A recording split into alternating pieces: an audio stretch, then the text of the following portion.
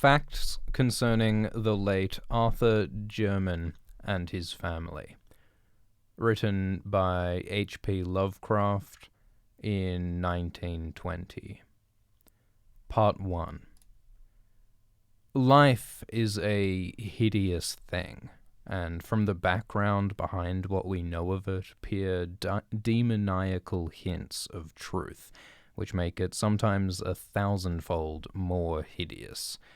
Science, already oppressive with its shocking revelations, will perhaps be the ultimate exterminator of our human species, if separate species we be, for its reserve of unguessed horrors could never be borne by mortal brains, if loosed upon the world.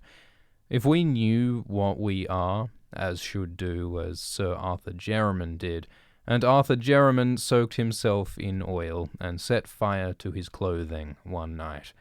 No one placed the charred fragments in an urn or set a memorial to him who had been, for certain papers and a certain boxed object were found, which made men wish to forget. Some who knew him do not admit that he ever existed.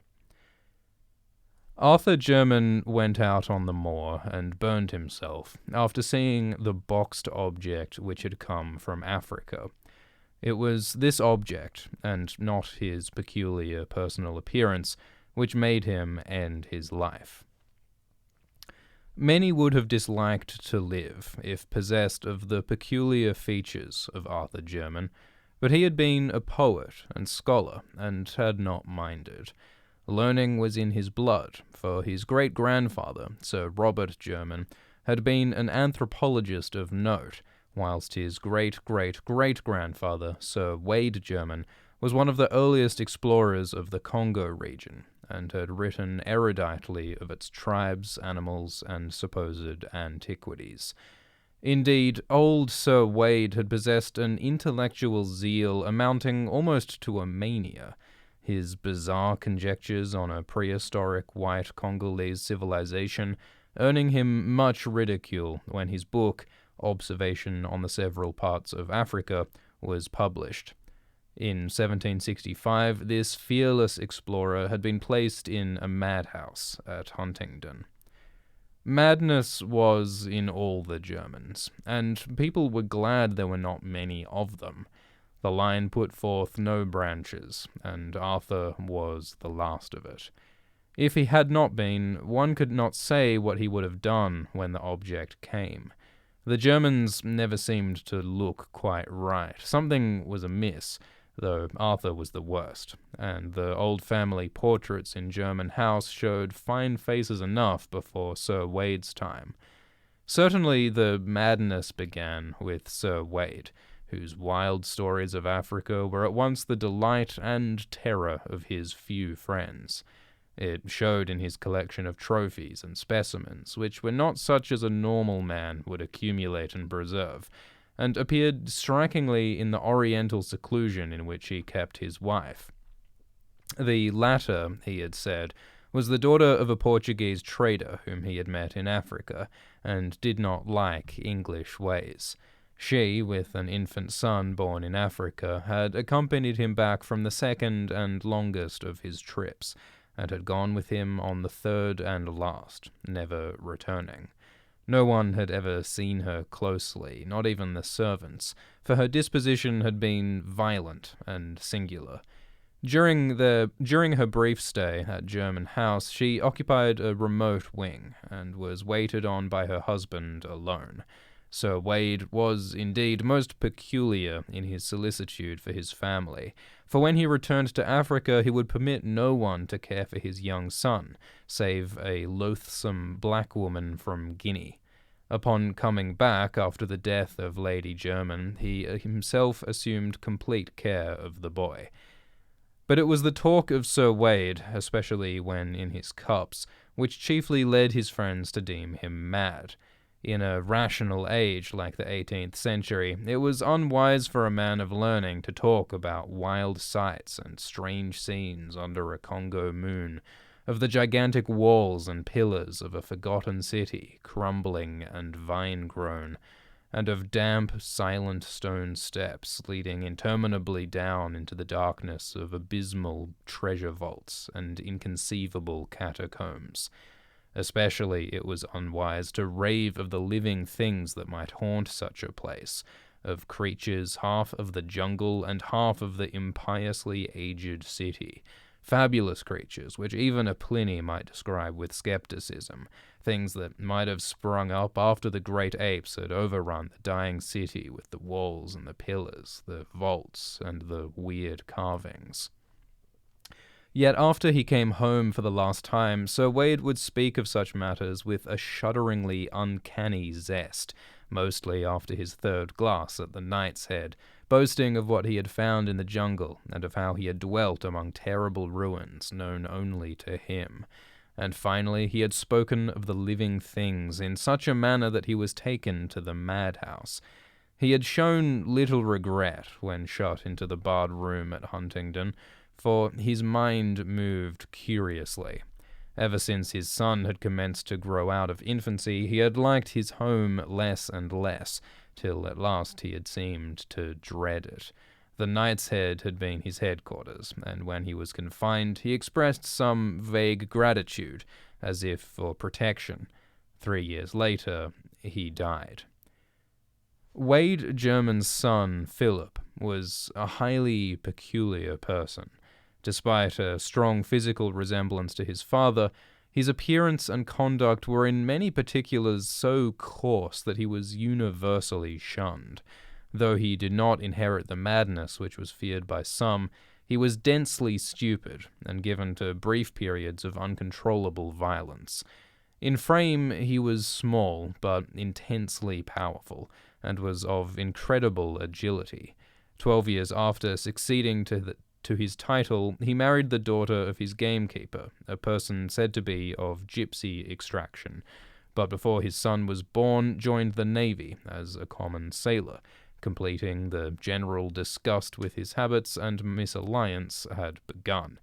After the close of the American War, he was heard of as a sailor on a merchantman in the African trade, having a kind of reputation for feats of strength and climbing, but finally disappearing one night as his ship lay off the Congo coast. In the son of Sir Philip Jermyn, the now accepted family peculiarity took a strange and fatal turn. Tall and fairly handsome, with a sort of weird Eastern grace despite certain slight oddities of proportion, Robert Jermyn began life as a scholar and investigator. It was he who first studied scientifically the vast collection of relics which his mad grandfather had brought from Africa, and who had made the family name as celebrated in ethnology as in exploration. In 1815, Sir Robert married a daughter of the 7th Viscount Brightholme, and was subsequently blessed with 3 children, the eldest and youngest of whom were never publicly seen on account of deformities in mind and body.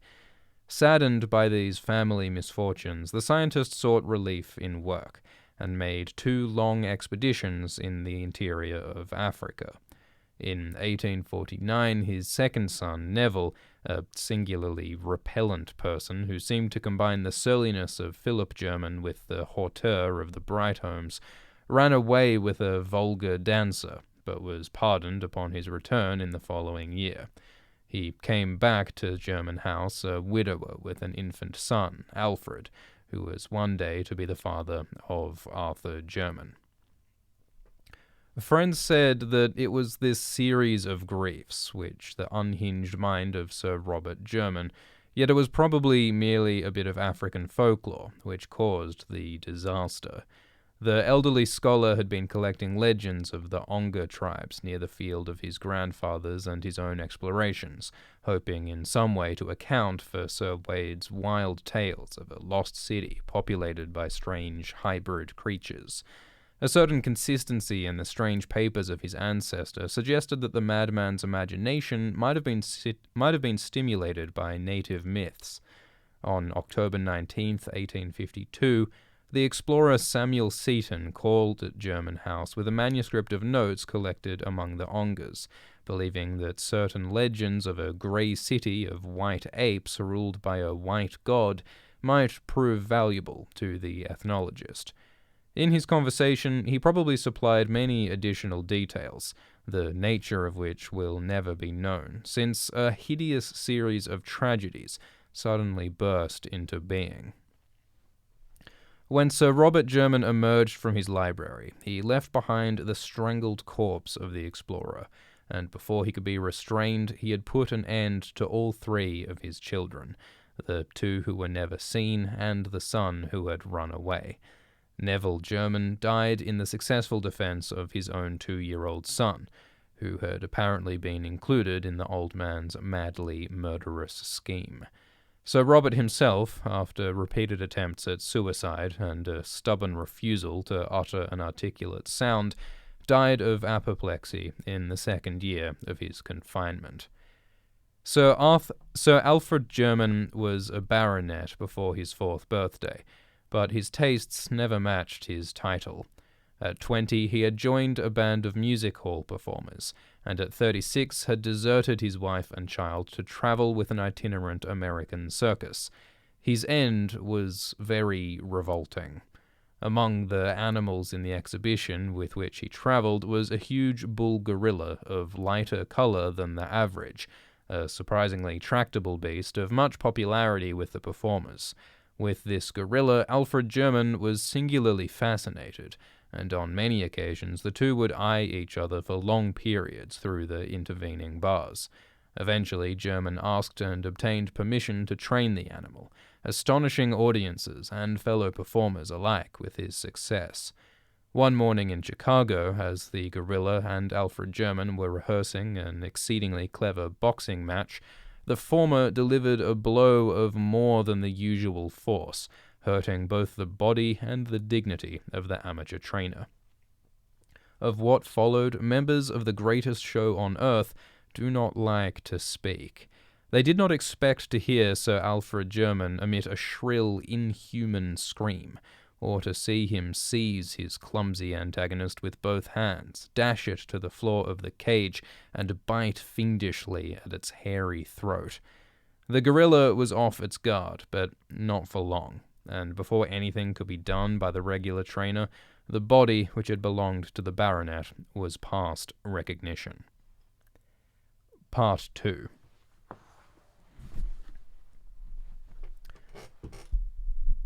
Arthur Jermyn was the son of Sir Alfred Jermyn and a music hall singer of unknown origin. When the husband and father deserted his family, the mother took the child to Jermyn House, where there was none left to object to her presence. She was not without notions of what a nobleman's dignity should be, and saw to it that her son received the best education which limited money could provide. The family resources were now sadly slender, and Jermyn House had fallen into woeful disrepair. But young Arthur loved the old edifice and all its contents. He was not like any other Jermyn who had ever lived, for he was a poet and a dreamer. Some of the neighbouring families who had heard tales of old Sir Wade Jermyn's unseen Portuguese wife declared that her Latin blood must be showing itself, but most persons merely sneered at his sensitiveness to beauty, ascribing it to his music hall mother, who was socially unrecognized. The poetic delicacy of Arthur Jermyn was the more remarkable because of his uncouth personal appearance. Most of the Jermyns had possessed a subtly odd and repellent cast, but Arthur's case was very striking. It is hard to say just what he resembled, but his expression, his facial angle, and the length of his arms gave a thrill of repulsion to those who met him for the first time. It was the mind and character of Arthur Jermyn which atoned for his aspect. Gifted and learned, he took highest honours at Oxford, and seemed likely to redeem the intellectual fame of his family. Though of poetic rather than scientific temperament, he planned to continue the work of his forefathers in African ethnology and antiquities, utilizing the truly wonderful, though strange, collection of Sir Wade. With his fanciful mind, he thought often of the prehistoric civilization in which the mad explorer had so implicitly believed, and would weave tale after tale about the silent jungle city mentioned in the latter's wilder notes and paragraphs. For the nebulous utterances concerning a nameless, unsuspected race of jungle hybrids, he had a peculiar feeling of mingled terror and attraction, speculating on the possible basis of such a fancy and seeking to obtain light among the more recent data gleaned by his great-grandfather and Samuel Seton amongst the Ongas. In 1911, after the death of his mother, Sir Arthur Jermyn determined to pursue his investigations to the utmost extent. Selling a portion of his estate to obtain the requisite money, he outfitted an expedition and sailed for the Congo. Arranging with the Belgian authorities for a party of guides, he spent a year in the Onga and Khan country, finding data beyond the highest of his expectations. Among the Kaliris was an aged chief called Mwanu, who possessed not only a highly retentive memory, but a singular degree of intelligence and interest in old legends. This ancient confirmed every tale which Jermyn had heard, adding his own account of the stone city and the white apes as it had been told to him. According to Mwanu, the grey city and the hybrid creatures were no more, having been annihilated by the warlike Nbangus many years ago. This tribe, after destroying most of the edifices and killing the live beings, had carried off the stuffed goddess which had been the object of their quest, the white ape goddess which the strange beings worshipped, and which was held by Congo tradition to be the form of one who had reigned as a princess among these beings. Just what the white ape-like creatures could have been, Mwanu had no idea, but he thought they were the builders of the ruined city. Jermyn could form no conjecture, but by close questioning obtained a very picturesque legend of the stuffed goddess. The ape princess, it was said, became the consort of a great white god who had come out of the west. For a long time they had reigned over the city together, but when they had a son, all three went away. Later, the god and princess had returned, and upon the death of the princess, her divine husband had mummified the body and enshrined it in a vast house of stone where it was worshipped. Then he departed alone. The legend here seemed to present three variants. According to one story, nothing further happened, save that the stuffed goddess became a symbol of supremacy for whatever tribe might possess it. It was for this reason that the Nbangus carried it off. A second story told of a god's return and death at the feet of his enshrined wife. A third told of the return of the son, grown to manhood, or apehood, or godhood, as the case might be, yet unconscious of his identity. Surely the imaginative blacks had made the most of whatever events might lie behind the extravagant legendary. Of the reality of the jungle city described by old Sir Wade, Arthur Jermyn had no further doubt, and was hardly astonished when early in 1912 he came upon what was left of it. Its size must have been exaggerated, yet the stones lying about proved that it was no mere Negro village. Unfortunately, no carvings could be found, and the small size of the expedition prevented operations towards clearing the one visible passageway that seemed to lead down into the system of vaults which Sir Wade had mentioned. The white apes and the stuffed goddess were discussed with all the native chiefs of the region, but it remained for a European to improve on the data offered by old Mwanu. M. Verhaeren, Belgian agent at a trading post on the Congo, believed that he could not only locate but obtain the stuffed goddess, of which he had vaguely heard, since the once mighty Nbangus were now the submissive servants of King Albert's government, and with but little persuasion could be induced to part with the gruesome deity they had carried off. When Jermyn sailed for England, therefore, it was with the exultant probability that he would, within a few months, receive a priceless ethnological relic confirming the wildest of his great-great-great-grandfather's narratives, that is, the wildest which he had ever heard. Countrymen near Jermyn House had perhaps heard wilder tales handed down from ancestors who had listened to Sir Wade around the tables of the Knight's Head.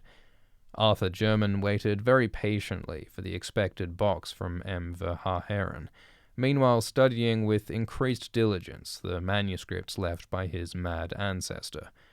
He began to feel closely akin to Sir Wade, and to seek relics of the latter's personal life in England, as well as of his African exploits. Oral accounts of the mysterious and secluded wife had been numerous, but no tangible relic of her stay at Jermyn House remained. Jermyn wondered what circumstance had prompted or permitted such an effacement, and decided that the husband's insanity was the prime cause. His great-great-great-grandmother, he recalled, was said to have been the daughter of a Portuguese trader in Africa. No doubt her practical heritage and superficial knowledge of the Dark Continent had caused her to flout Sir Wade's tales of the interior, a thing which such a man would not likely to forgive. She had died in Africa, perhaps dragged thither by a husband determined to prove what he had told. But as Jermyn indulged in these reflections, he could not but smile at their futility, a century and a half after the death of both his strange progenitors.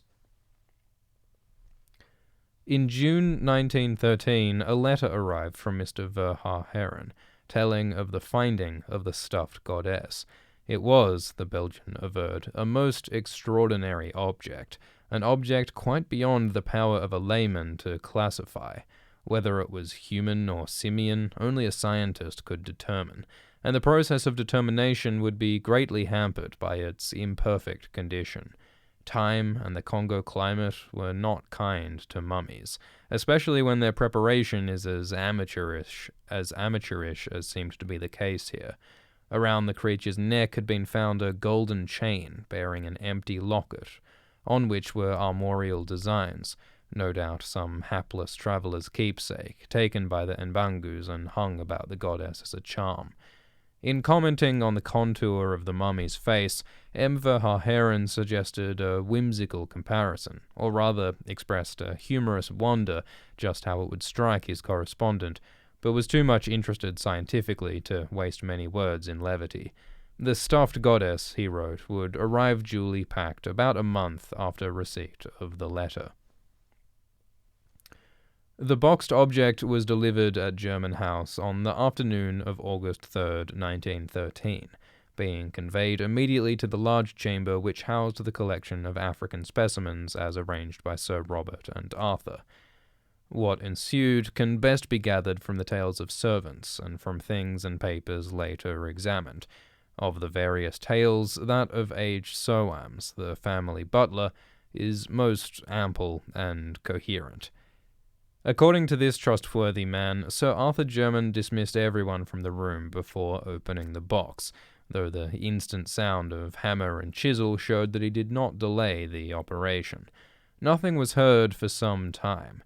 Just how long Soames cannot exactly estimate, but it was certainly less than a quarter of an hour later that the horrible scream, undoubtedly in Jermyn's voice, was heard.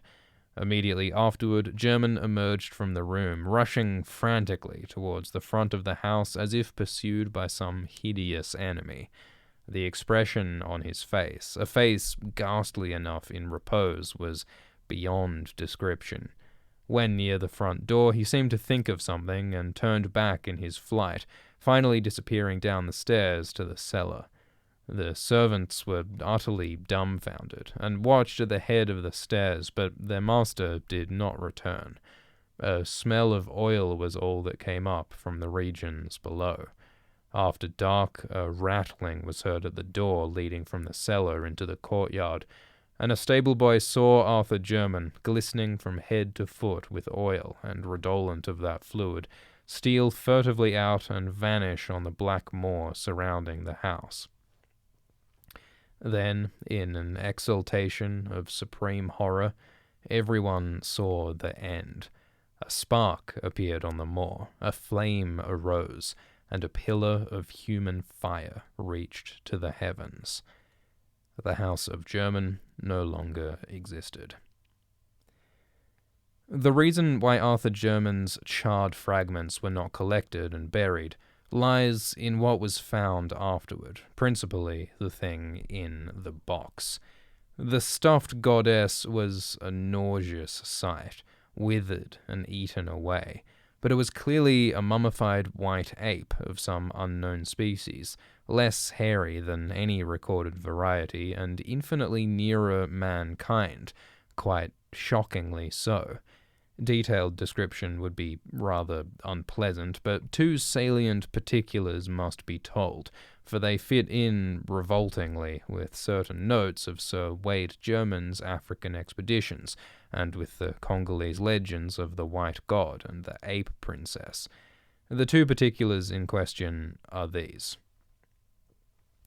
The arms on the golden locket about the creature's neck were the Jermyn arms, and the jocose suggestion of M. Verhaeren about certain resemblances connected with the shriveled face applied with vivid, ghastly, and unnatural horror to none other than the sensitive Arthur Jermyn, great-great-great-grandson of Sir Wade Jermyn and an unknown wife.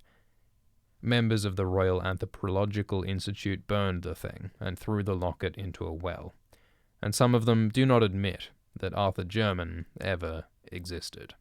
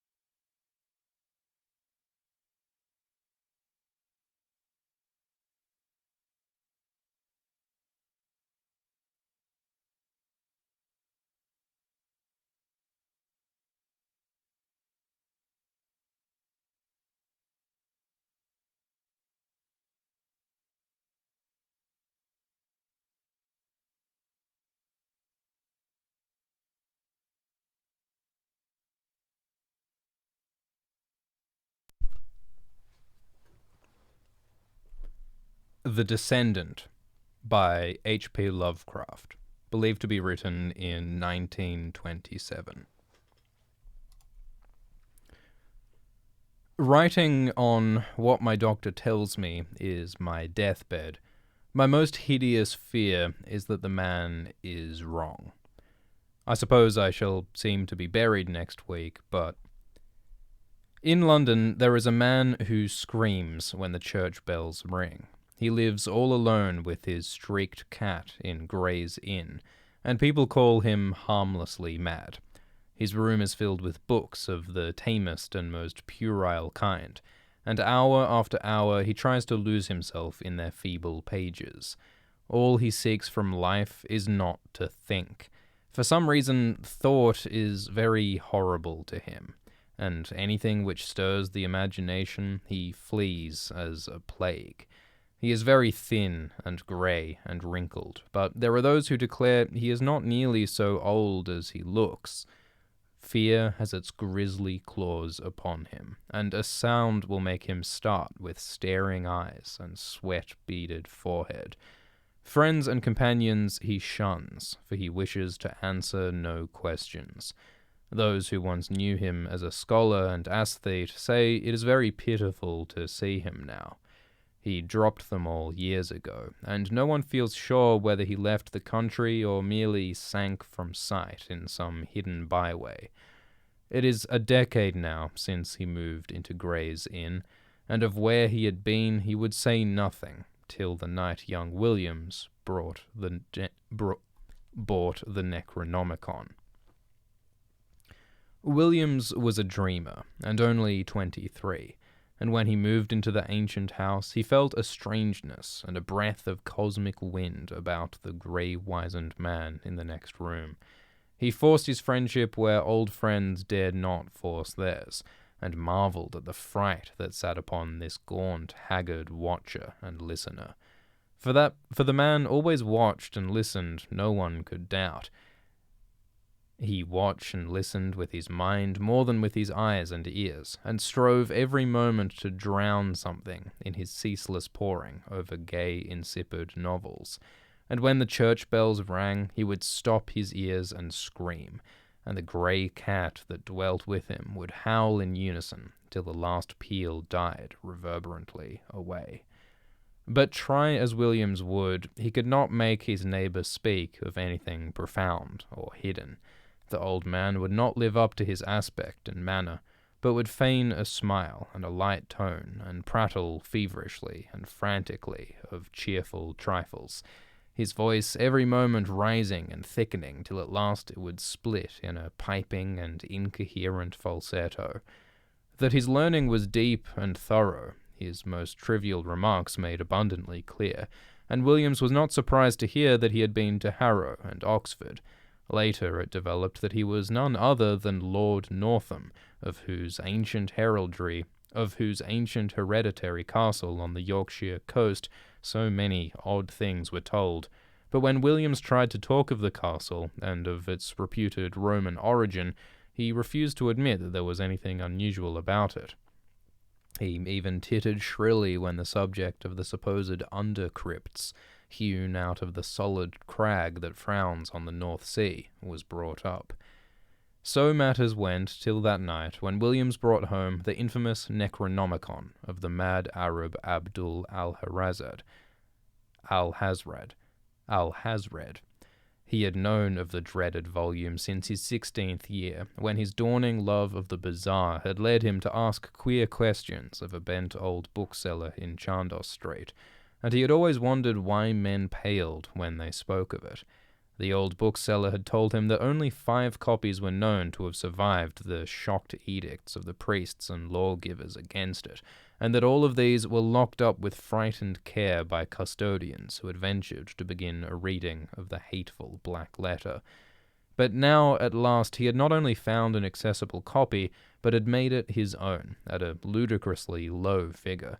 It was at a Jew's shop in the squalid precincts of Clare Market, where he had often bought strange things before, and he almost fancied the gnarled old Levite smiled amongst tangles of beard as the great discovery was made. The bulky leather cover with the brass clasp had been so prominently visible, and the price was so absurdly slight. The one glimpse he had had of the title was enough to send him into transports, and some of the diagrams set in the vague Latin text excited the tensest and most disquieting recollections in his brain. He felt it was highly necessary to get the ponderous thing home and to begin deciphering it, and bore it out of the shop with such precipitate haste that the old Jew chuckled disturbingly behind him. But when at last it was safe in his room, he found the combination of black letter and debased idiom too much for his powers as a linguist, and reluctantly called on his strange frightened friend for help with the twisted medieval Latin. Lord Northam was simpering inanities to his streaked cat, and started violently when the young man entered. Then he saw the volume, and shuddered wildly, and fainted altogether when Williams uttered the title.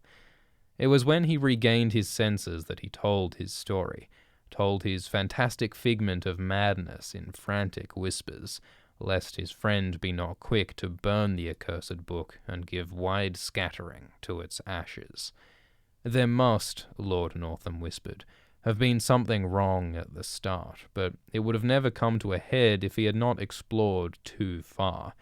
He was the 19th Baron of a line whose beginnings went uncomfortably far back into the past, unbelievably far, if vague tradition could be heeded, for there were family tales of a descent from pre-Saxon times, when a certain Lunaeus Gabinius Capito, military tribune in the 3rd Augustan Legion then stationed at Lindum in Roman Britain, had been summarily expelled from his command for participation in certain rites unconnected with any known religion.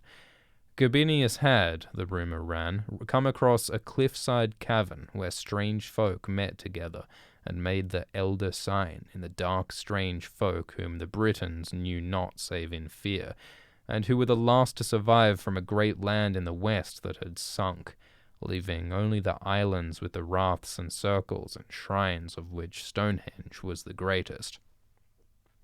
There was no certainty, of course, in the legend that Gabinius had built an impregnable fortress over the forbidden cave, and founded a line which Pict and Saxon, Dane and Norman were powerless to obliterate, or in the tacit assumption that from this line sprang the bold companion and lieutenant of the Black Prince, whom Edward III created Baron of Northam. These things were not certain, yet they were often told, and in truth the stonework of Northam Keep did look alarmingly like the masonry of Hadrian's Wall. As a child, Lord Northam had peculiar dreams when sleeping in the older parts of the castle, and had acquired a constant habit of looking back through his memory for half-amorphous scenes and patterns and impressions, which formed no part of his waking experience. He became a dreamer who found life tame and unsatisfying, a searcher for strange realms and relationships once familiar, yet lying nowhere in the visible regions of Earth. Filled with a feeling that our tangible world is only an atom in a fabric vast and ominous, and that unknown demesnes press on and permeate the sphere of the known at every point, Northam in youth and young manhood drained in turn the fonts of formal religion and occult mystery. Nowhere, however, could he find ease and content, and as he grew older, the staleness and limitations of life became more and more maddening to him. During the 90s, he dabbled in Satanism, and at all times he devoured avidly any doctrine or theory which seemed to promise escape from the close vistas of science and the dully unvarying laws of nature. Books like Ignatius Donnelly's commercial account of Atlantis he absorbed with zest, and a dozen obscure precursors of Charles Fort enthralled him with their vagaries.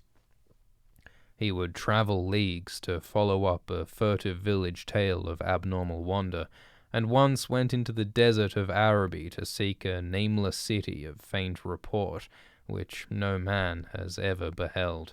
There rose within him the tantalizing faith that somewhere an easy gate existed, which, if one found, would admit him freely to those outer deeps, whose echoes rattled so dimly at the back of his memory.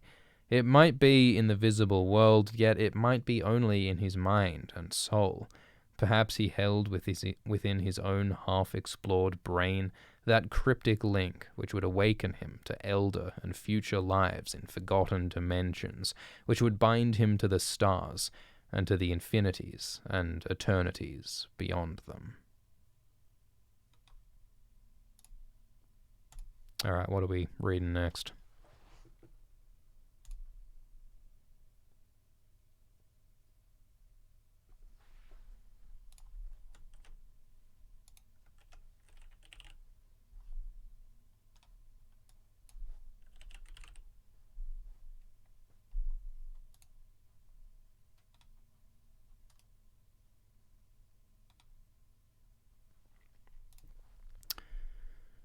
Dagon by H.P. Lovecraft, written in 1917, one of the first stories he wrote as an adult. Dagon. I am writing this under an appreciable mental strain, since by tonight I shall be no more. Penniless and at the end of my supply of the drug which alone makes life endurable, I can bear the torture no longer, and shall cast myself from this garret window into the squalid street below. Do not think from my slavery to morphine that I am a weakling or a degenerate. When you read these hastily scrawled pages, you may guess, though never fully realize, why it is that I must have forgetfulness or death. It was in one of the most open and least frequented parts of the broad Pacific that the packet of which I was supercargo fell a victim to the German sea raider. The Great War was then at its very beginning, and the ocean forces of the Hun had not completely sunk to their later degradation, so that our vessel was made legitimate prize, whilst we of her crew were treated with all the fairness and consideration due us as naval prisoners. So liberal, indeed, was the discipline of our captors that 5 days after we were taken, I managed to escape alone in a small boat, with water and provisions for a good length of time. When I finally found myself adrift and free, I had but little idea of my surroundings. Never a competent navigator, I could only guess vaguely by the sun and stars that I was somewhat south of the equator. Of the longitude I knew nothing, and no island or coastline was in sight. The weather kept fair, and for uncounted days I drifted aimlessly beneath the scorching sun, waiting either for some passing ship or to be cast on the shores of some habitable land. But neither ship nor land appeared, and I began to despair in my solitude upon the heaving vastnesses of unbroken blue. The change happened whilst I slept. Its details I shall never know, for my slumber, though troubled and dream-infested, was continuous. When I at last awakened, it was to discover myself half sucked into a slimy expanse of hellish black mire, which extended about me in monotonous undulations as far as I could see, and in which my boat lay grounded some distance away. Though one might well imagine that my first sensation would be wonder at so prodigious and unexpected a transformation of scenery, I was in reality more horrified than astonished, for there was in the air and in the rotting soil a sinister quality which chilled me to the very core. The region was putrid with the carcasses of decaying fish, and of other less describable things which I saw protruding from the nasty mud of the unending plain. Perhaps I should not hope to convey in mere words the unutterable hideousness that can dwell in absolute silence and barren immensity. There was nothing within hearing, and nothing in sight, save a vast reach of black slime. Yet the very completeness of the stillness and homogeneity of the landscape oppressed me with a nauseating fear. The sun was blazing down from a sky which seemed to me almost black in its cloudless cruelty, as though reflecting the inky marsh beneath my feet. As I crawled into the stranded boat, I realized that only one theory could explain my position. Through some unprecedented volcanic upheaval, a portion of the ocean floor must have been thrown to the surface, exposing regions which for innumerable millions of years had lain hidden under unfathomable watery depths. So great was the extent of the new land which had risen beneath me that I could not detect the faintest noise of the surging ocean, strain my ears as I might, nor were there any sea-fowl to prey upon the dead things. For several hours I sat thinking or brooding in the boat, which lay upon its side and afforded a slight shade as the sun moved across the heavens. As the day progressed, the ground lost some of its stickiness and seemed likely to dry sufficiently for traveling purposes in a short time. That night I slept but little, and the next day I made for myself a pack containing food and water, preparatory to an overland journey in search of the vanished sea and possible rescue. On the third morning I found the soil dry enough to walk upon with ease. The odor of the fish was maddening, but I was too much concerned with graver things to mind so slight an evil, and set out boldly for an unknown goal. All day I forged steadily westward, guided by a faraway hummock which rose slightly higher than any other elevation on the rolling desert. That night I encamped, and the following day still traveled towards the hummock, though that object seemed scarcely nearer than when I had first espied it. By the fourth evening I attained the base of the mound, which turned out to be much higher than it had appeared from a distance, an intervening valley setting it out in sharper relief from the general surface. Too weary to ascend, I slept in the shadow of the hill. I know not why my dreams were so wild that night, but ere the waning and fantastically gibbous moon had risen far above the eastern plain, I was aware in a cold perspiration, determined to sleep no more. Such visions as I had experienced were too much for me to endure again, and in the glow of the moon I saw how unwise I had been to travel by day. Without the glare of the parching sun, my journey would have cost me less energy. Indeed, I now felt quite able to perform the ascent which had deterred me at sunset. Picking up my pack, I started for the crest of the eminence.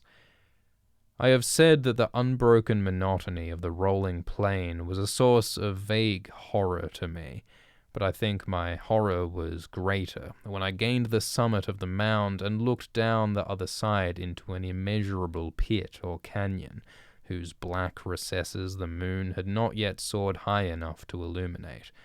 I felt myself on the edge of the world, peering over the rim into a fathomless chaos of eternal night. Through my terror ran curious reminiscences of Paradise Lost and of Satan's hideous climb through the unfashioned realms of darkness. As the moon climbed higher in the sky, I began to see that the slopes of the valley were not quite so perpendicular as I'd imagined. Ledges and outcropping of rock afforded fairly easy footholds for a descent, which, after a drop of a few hundred feet, the declivity became very gradual. Urged on by an impulse which I cannot definitively analyze, I scrambled with difficulty down the rocks and stood on a gentler slope beneath, gazing into the Stygian deeps where no light had yet penetrated. All at once, my attention was captured by a vast and singular object on the opposite slope, which rose steeply about 100 yards ahead of me, an object that gleamed whitely in the newly bestowed rays of the ascending moon. That it was merely a gigantic piece of stone, I soon assured myself, but I was conscious of a distinct impression that its contour and position were not altogether the work of nature. A closer scrutiny filled me with sensations I cannot express, for despite its enormous magnitude and its position in an abyss which had yawned at the bottom of the sea since the world was young, I perceived beyond a doubt that the strange object was a well-shaped monolith, whose massive bulk had known the workmanship and perhaps the worship of living and thinking creatures.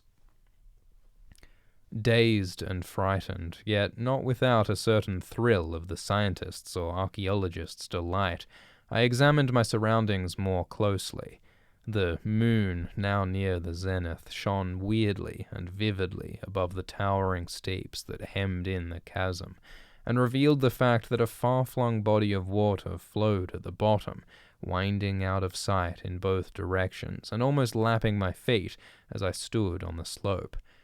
Across the chasm, the wavelets washed the base of the cyclopean monolith, on whose surface I could now trace both inscriptions and crude sculptures. The writing was in a system of hieroglyphics unknown to me, and unlike anything I had ever seen in books, consisting for the most part of conventionalized aquatic symbols, such as fishes, eels, octopi, crustaceans, mollusks, whales, and the like. Several characters obviously represented marine things which are unknown to the modern world, but whose decomposing forms I had observed on the ocean-risen plain. It was the pictorial carving, however, that did the most to hold me spellbound. Plainly visible across the intervening water on account of their enormous size, were an array of bas-reliefs whose subjects would have excited the envy of Dore. I think that these things were supposed to depict men, at least a certain sort of men, though the creatures were shown disporting like fishes in waters of some marine grotto, or paying homage at some monolithic shrine which appeared to be under the waves as well. Of their faces and forms I dare not speak in detail, for the mere remembrance makes me grow faint. Grotesque beyond the imagination of a Poe or a Bulwer, they were damnably human in general outline, despite webbed hands and feet, shockingly wide and flabby lips, glassy, bulging eyes, and other features less pleasant to recall. Curiously enough, they seem to have been chiseled badly out of proportion with their scenic background, for one of the creatures was shewn in the act of killing a whale, represented but a little larger than himself. I remarked, as I say, their grotesqueness and strange size, but in a moment decided that they were merely the imaginary gods of some primitive fishing or seafaring tribe, some tribe whose last descendant had perished eras before the first ancestor of the Piltdown or Neanderthal man was born. Awestruck at this unexpected glimpse into a past beyond the conception of the most daring anthropologist, I stood musing whilst the moon cast queer reflections on the silent channel before me. Then, suddenly, I saw it.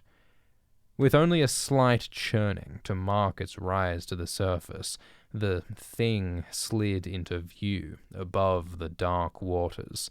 Vast, Polyphemus-like, and loathsome, it darted like a stupendous monster of nightmares to the monolith, about which it flung its gigantic, scaly arms, the while it bowed its hideous head and gave vent to certain measured sounds.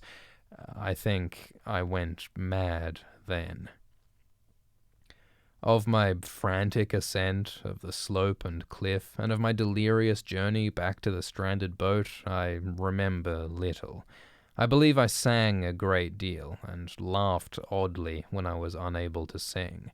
I have indistinct recollections of a great storm some time after I reached the boat.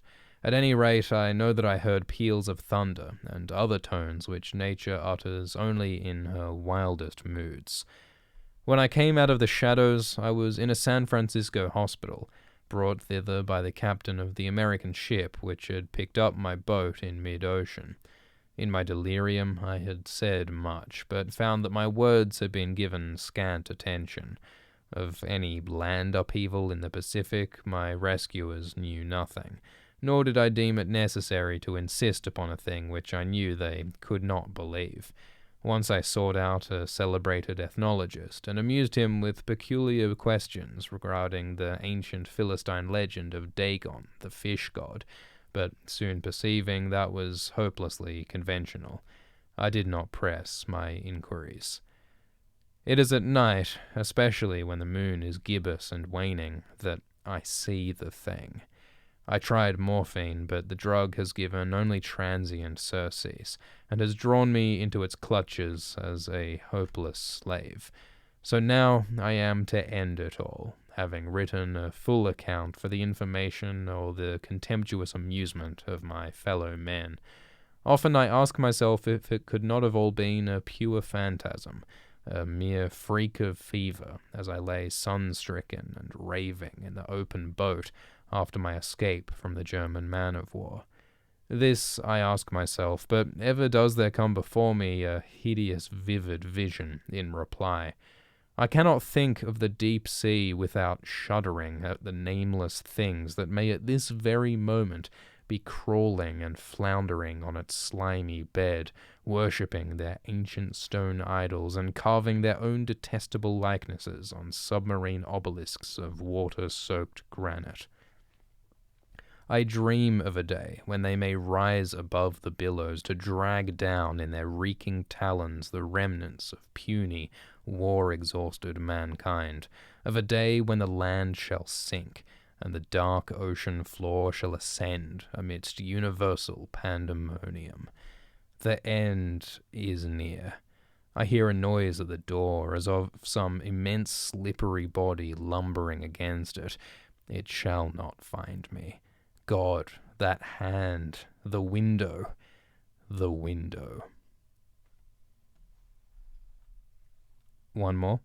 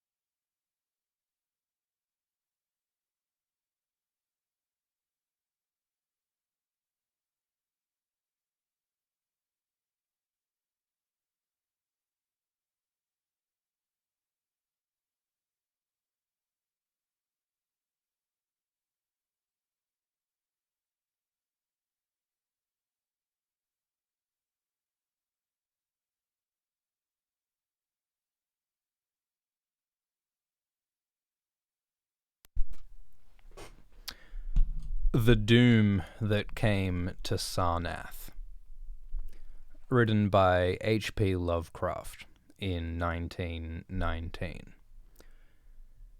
There is in the land of Mnar a vast still lake that is fed by no stream, and out of which no stream flows.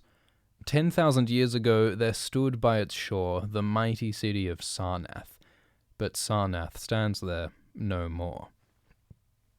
It is told that in the immemorial years when the world was young, before ever the men of Sarnath came to the land of Mnar, another city stood beside the lake, the grey stone city of Ib, which was old as the lake itself, and peopled with beings not pleasing to behold. Very odd and ugly were these beings, as indeed are most beings in a world yet inchoate and rudely fashioned. It is written on the brick cylinders of Cadatheron that the beings of Ib were in hue as green as the lake, and the mists that rise above it, that they had bulging eyes, pouting flabby lips, and curious ears, and were without a voice. It is also written that they descended one night from the moon in a mist, they and the vast still lake and grey stone city, Ib. However this may be, it is certain that they worshipped a sea-green stone idol, chiselled in the likeness of Bokrug, the great water lizard, before which they danced horribly when the moon was gibbous. And it is written in the papyrus of Ilarnek that they one day discovered fire, and thereafter kindled flames on many ceremonial occasions. But not much is written of these beings, because they lived in very ancient times, and man is young and knows but little of the very ancient living things. After many aeons, men came to the land of Mnar, dark shepherd folk with their fleecy flocks, who built Thra, Ilarnek, and Cadatheron on the winding river Ai. And certain tribes, more hardy than the rest, pushed on to the border of the lake and built Sarnath, at a spot where precious metals were found in the earth. Not far from the grey city of Ib did the wandering tribes lay the first stones of Sarnath, and at the beings of Ib they marvelled greatly. But with their marvelling was mixed hate, for they thought it did not meet that beings of such aspect should walk about the world of men at dusk, nor did they like the strange sculptures upon the grey monoliths of Ib, for why those sculptures lingered so late in the world, even until the coming men, none can tell, unless it was because the land of Mnar is very still and remote from most other lands, both of waking and of dream. As the men of Sarnath beheld more of the beings of Ib, their hate grew, and it was not less because they found the beings weak and soft as jelly to the touch of stones and arrows. So one day the young warriors, the slingers and the spearmen and the bowmen, marched against Ib and slew all the inhabitants thereof, pushing the queer bodies into the lake with long spears, because they did not wish to touch them. And because they did not like the grey sculptured monoliths of Ib, they cast these also into the lake, wondering from the greatness of the labour how ever the stones were brought from afar, as they must have been, since there is naught like them in the land of Mnar, or in the lands adjacent. Thus of the very ancient city of Ib was nothing spared, save the sea-green stone idol chiselled in the likeness of Bokrug, the water lizard. This the young warriors took back with them as a symbol of conquest over the old gods and beings of Ib, that's the fucking Dothraki, and as a sign of leadership in Mnar. But on the night after it was set up in the temple, a terrible thing must have happened, for weird lights were seen over the lake, and in the morning the people found the idol gone, and the high priest Taran-Ish lying dead, as if from some fear unspeakable. And before he died, Taran-Ish had scrawled upon the altar of chrysolite with coarse, shaky strokes the sign of doom. After Taran-Ish there were many high priests in Sarnath, but never was the sea-green stone idol found. And many centuries came and went, wherein Sarnath prospered exceedingly, so that only priests and old women remembered what Taran-Ish had scrawled upon the altar of chrysolite.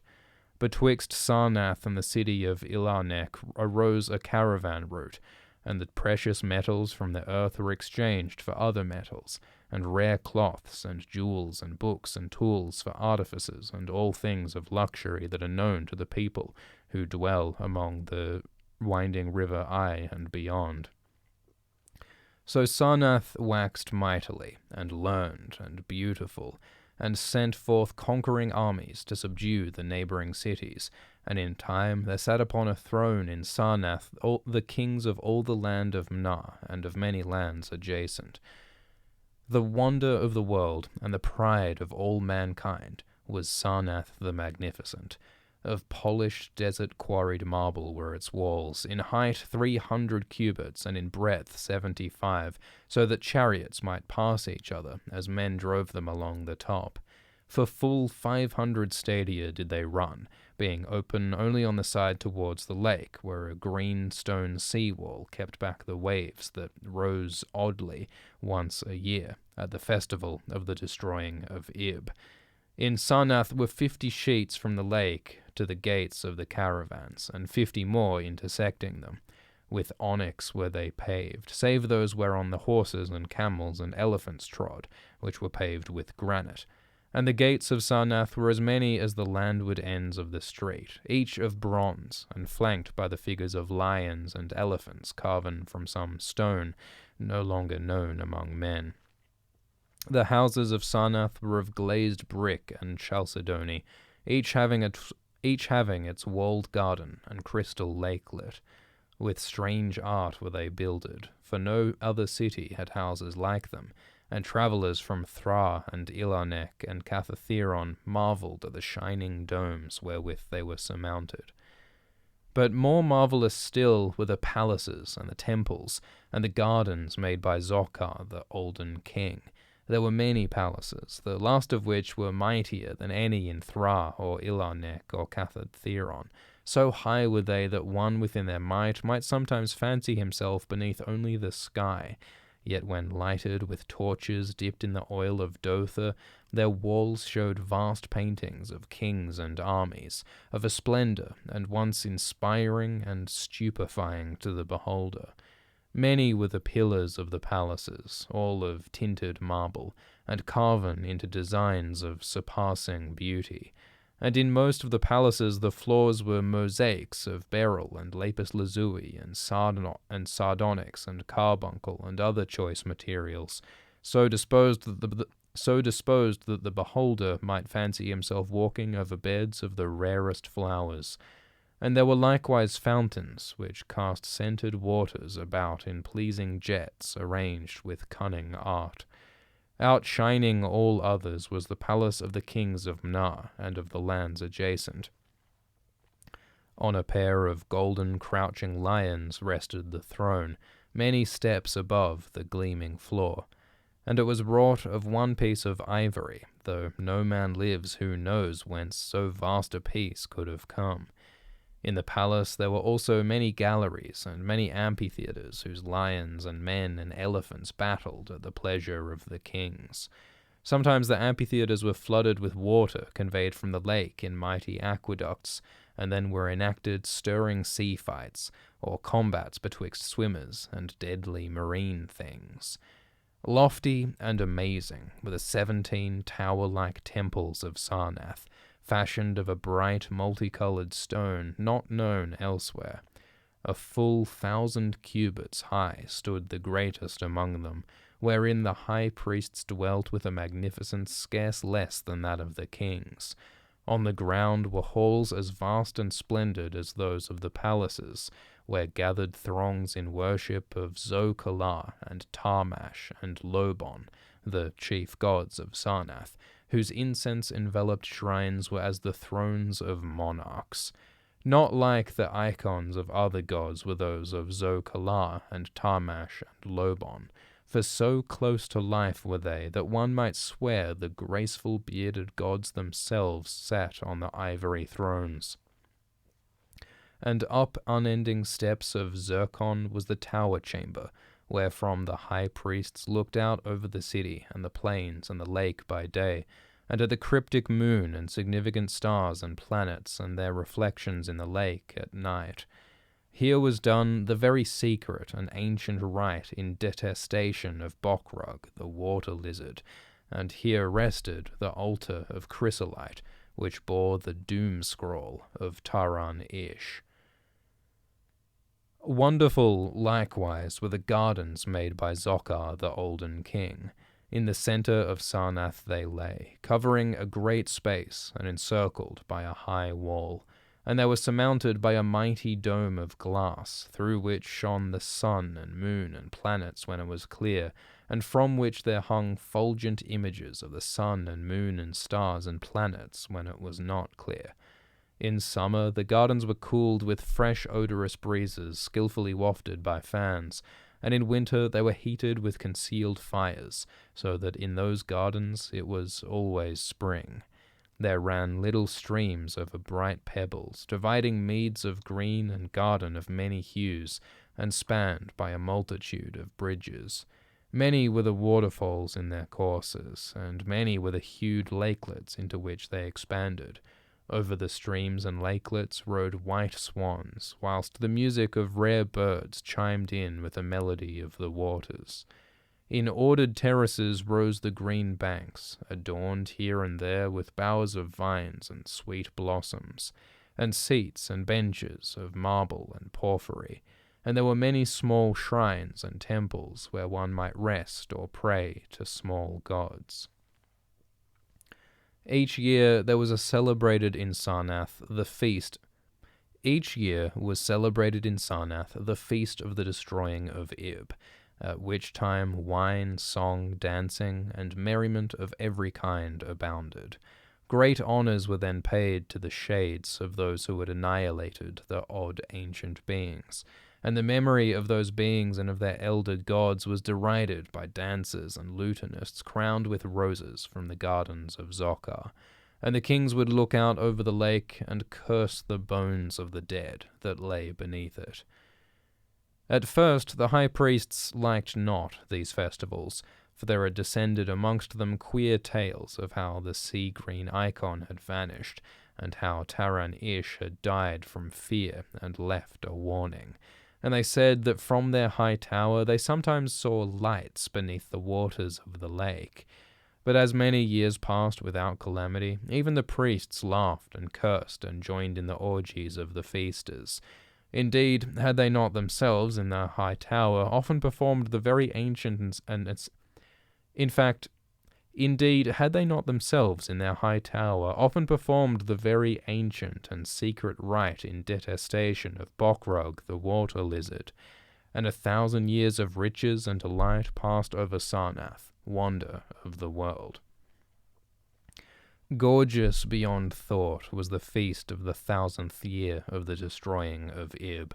For a decade had it been talked of in the land of Mnar, and as it drew nigh, there came to Sarnath on horses and camels and elephants men from Thra, Ilarnek, and Cadatheron, and all the cities of Mnar and the lands beyond. Before the marble walls on the appointed night were pitched the pavilions of princes and the tents of travellers. Within his banquet hall reclined Nargis High, the king, drunken with ancient wine from the vaults of conquered Pnoth, and surrounded by feasting nobles and hurrying slaves. There were eaten many strange delicacies at that feast, peacocks from the distant hills of Linplan, heels of camels from the Banavrik desert, nuts and spices from the Sedathrian groves, and pearls from wave-washed metal dissolved in the vinegar of Thra. Of sauces there were an untold number, prepared by the subtlest cooks in all Mnar, and suited to the palate of every feaster. But most prized of all the viands were the great fishes from the lake, each of vast size, and served upon golden platters set with rubies and diamonds. Whilst the king and his nobles feasted within the palace, and viewed the crowning dish as it awaited them on golden platters, others feasted elsewhere. In the tower of the great temple the priests held revels, and in pavilions without the walls the princes of neighboring lands made merry. And it was the high priest Gnai Ka who first saw the shadows that descended from the gibbous moon into the lake, and the damnable green mists that arose from the lake to meet the moon, and to shroud in sinister haze the towers and the domes of fated Sarnath. Thereafter, those in the towers and without the walls beheld strange lights on the water, and saw that the grey rock Acurion, which was wont to rear high above it near the shore, was almost submerged, and fear grew vaguely yet swiftly, so that the princes of Ilarnek and of Far Rokol took down and folded their tents and pavilions and departed, though they scarce knew the reason for their departing. Then, close to the hour of midnight, all the bronze gates of Sarnath burst open and emptied forth a frenzied throng that blackened the plain, so that all the visiting princes and travellers fled away in fright. For on the faces of this throng was writ a madness born of horror unendurable, and on their tongues were words so terrible that no hearer paused for proof. Men whose eyes were wild with fear shrieked aloud at the sight within the king's banquet hall, where through the windows were seen no longer the forms of Nargos High and his nobles and slaves, but a horde of indescribable green voiceless things with bulging eyes, pouty flabby lips, and curious ears, things which danced horribly, bearing in their paws golden platters set with rubies and diamonds and containing uncouth flames. And the princes and travellers, as they fled from the doomed city of Sarnath on horses and camels and elephants, looked again upon the mist-begetting lake, and saw the grey rock Acurion was quite submerged. Through all the land of Mnar and the land adjacent spread the tales of those who had fled from Sarnath, and caravans sought that accursed city and its precious metals no more. It was long ere any travellers went thither, and even then only the brave and adventurous young men of yellow hair and blue eyes, who are no kin to the men of Mnar.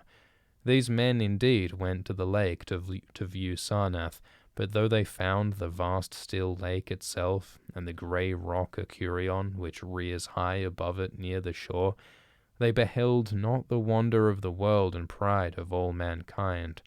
Where once had risen walls of 300 cubits and towers yet higher, now stretched only the marshy shore, and where once had dwelt 50 million of men, now crawled the detestable water lizard.